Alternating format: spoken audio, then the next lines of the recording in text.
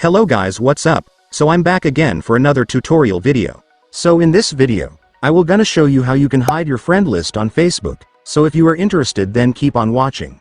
But before all that, if you are new to my channel consider to like and subscribe for more videos like this, and also, you can comment down below if you have something that you want me to make a tutorial about. So without further ado, let's start the tutorial. So to hide your friend list on Facebook, it's actually pretty easy. Just follow what I'm gonna do. So for the first step, of course, you will need to open your Facebook. And after opening your Facebook, next, I want you to go to menu.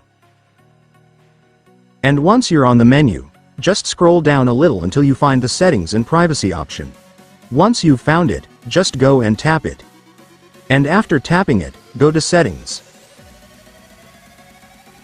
And here in settings, I want you to scroll down until you are on the audience and visibility section. So here in the audience and visibility section, you will be able to see this option, which is where you can hide your Facebook friend list, so just go and tap it. And after tapping it, there it is guys, you will now be able to see the who can see your friend list option right here. So to hide your friend list from others, you just need to set this to only me. And after setting it to only me, it's done. Congratulations, your Facebook friend list will now be hidden from others.